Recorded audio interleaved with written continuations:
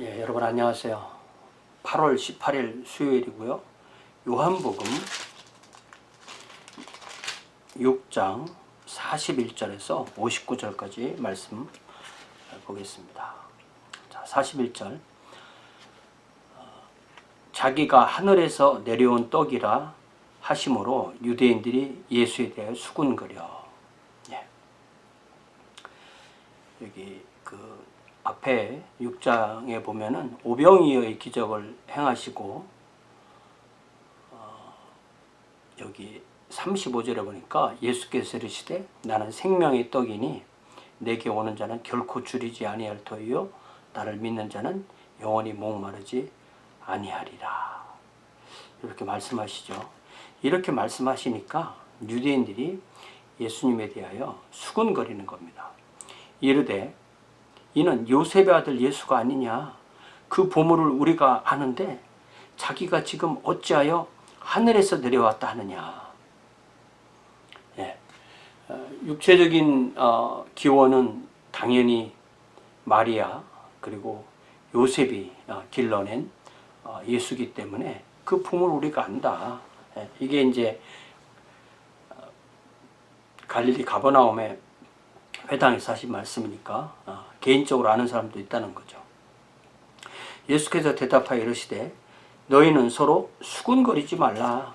나를 보내신 아버지께서 이끌지 아니하시면 아무도 내게 올 수 없으니 오는 그를 내가 마지막 날에 살리리라.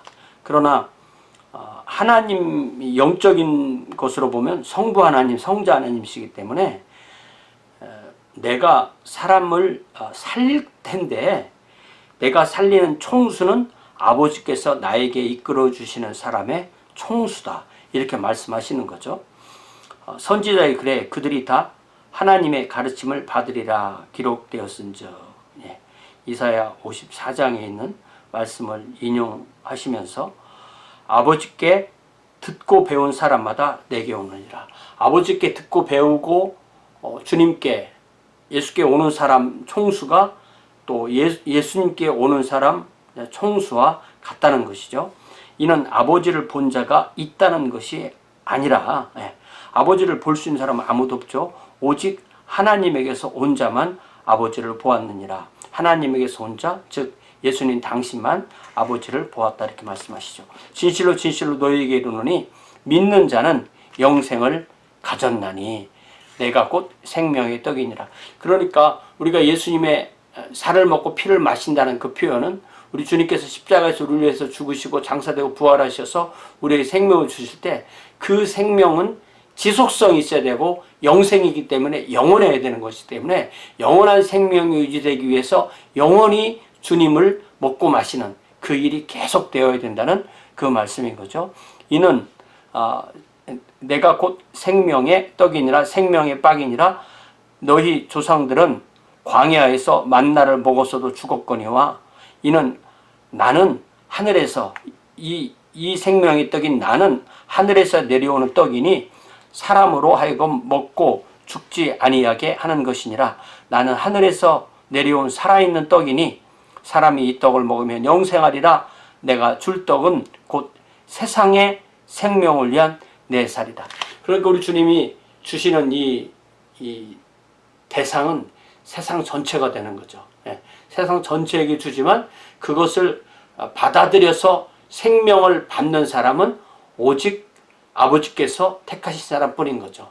그렇기 때문에 이 예정, 하나님의 예정과 사람의 선택은 결과로 보면 똑같습니다. 하나님이 세상을 처음 살아 독생자를 주셨다고 할 때 그 세상이 택함을 받은 사람만 포함한다고 말을 하나 세상 전체를 포함한다고 말을 하나 결과는 같은 것이 되는 거죠.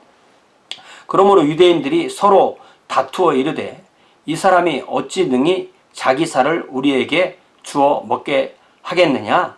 도대체 이 육체적인 것을 이용해서 말씀을 하실 때 그 육체적인 것 안에 머물러 있는 거죠.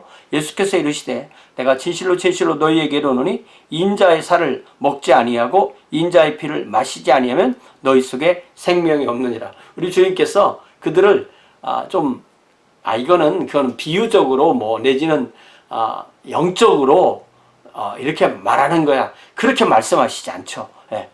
내 살을 먹고 내 피를 마셔야 된다. 정확하게 이렇게 말합니다. 내 살을 먹고 내 피를 마시는 자는 영생을 가졌고 마지막 날에 내가 그를 다시 살리리니. 이것이 성찬으로 상징되지만 성찬을 받으면 생명을 받고 성찬을 받지 않으면 생명을 받지 않는다. 이런 의미는 아니죠. 그러니까 성찬을 받아서 생명을 받는다. 이게 이제 성례전주의라고 해서 어떤 의식으로 구원받는 거잖아요. 그것을 의미하는 것은 아닙니다. 성령께서 도와주셔서 예수님을 믿고 예수님의 말씀을 따르고 예수님을 주님과 구주로 고백하는 그것이 살아있는 영적인 표현이 되는 거죠. 내 살을 먹고 내 피를 마시는 자는 영생을 가졌고 마지막 날에 내가 그를 다시 살리리니 내 살은 참된 양식이요 내 피는 참된 음료로다. 내 살을 먹고 내 피를 마시는 자는 내 안에 거하고 나도 그의 안에 거하나니. 우리가 주님을 먹는다. 이 먹는다라는 것은 가장 생명체의 가장 기본적인 활동이잖아요.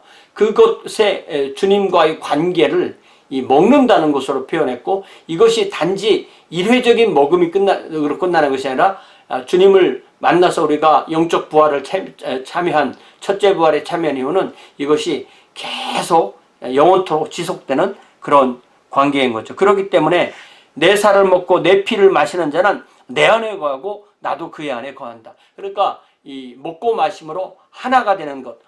주님이 우리 안에 있고 우리도 주님 안에 있는. 그래서 제가 그런 예를 들었잖아요. 병에 뚜껑을 따서 바닷물 속에 집어넣으면 바닷물 속에 병이 있지만 병은 그 거대한 바다 속에 있는 거죠.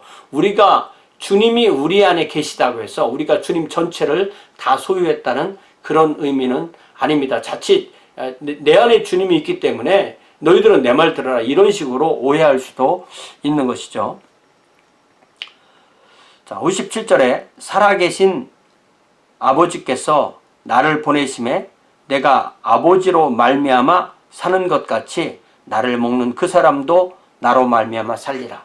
하나님의 생명이 예수님께, 예수님의 생명이 우리에게 이렇게 이어지는 것이죠. 이것이 바로 5장에서도 하신 말씀이에요. 5장에서도 뭐라고 말씀하시냐면은 살린다 이런 표현을 많이 하시면서 21절에 아버지께서 죽은 자를 일으켜 살리심 같이 아들도 자기가 원하는 자들을 살리느니라, 이렇게 되어 있죠. 아버지께서 살리시는 그 사람의 총수와 아들이 살리는 사람의 총수가 같은 거죠. 자, 58절에 이것은 하늘에서 내려온 떡이니, 그러니까 나는 하늘에서 내려온 떡이니 조상들이 먹고도 죽은 그것과 같지 아니하여 이 떡을 먹는 자는 영원히 살리라. 그래서 우리가 주님을 믿는다는 것을 이렇게 먹고 마셔서 생명을 계속 유지하는 것과 가장 가까운, 가장 쉬운 예로 그렇게 말씀해 주신 것입니다. 이 말씀은 예수께서 가버나움 회당에서 가르치실 때 하셨느니라. 이렇게 볼 때 우리가 음식은 하루에 3번 먹잖아요. 그렇다면 주님의 말씀을 매일 섭취하고 또 매 순간 기도하고 하는 것, 이것이 바로 우리를 주님과 계속 연결되어서 생명을 누리고 풍성하게 누리는 그러한 삶으로 우리를 이끌어 주십니다. 우리 주님께서도 주님이 오신 목적을 여러 가지로 말씀했을 때 요한복음 10장 10절에서는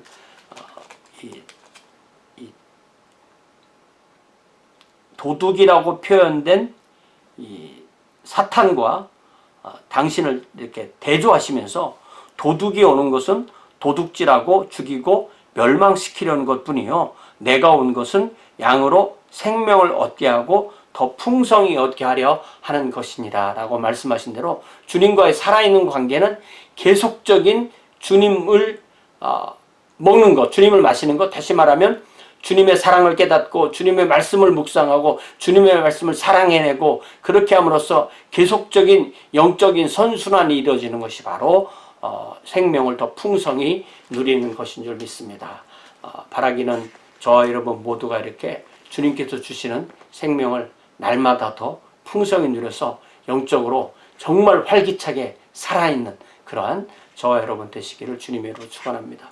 사랑의 아버지 하나님, 우리 주님께서 이 땅에 오셔서 아버지 하나님의 뜻을 이루시고 우리를 위해서 생명을 주시기 위해서 우리가 매일 그 생명 안에 풍성하게 누리도록 하기 위해서 우리에게 그 생명을 내려주셔서 십자가에서 공을 깨뜨리시고 물과 피를 쏟으신 그 큰 사랑을 감사드립니다. 우리 모든 주의 자녀들이 주님 이 주님의 살아있는 그 생명 안에서 계속 살아있는 관계를 유지하며 더욱 풍성하게 누릴 수 있는 매일의 삶에서 하나님의 살아계시고 역사하심을 드러낼 수 있는 귀한 주의 자녀들로 복내려 주시옵소서. 예수님의 이름으로 기도하옵나이다. 아멘. 네, 고맙습니다. 주일날 뵙겠습니다.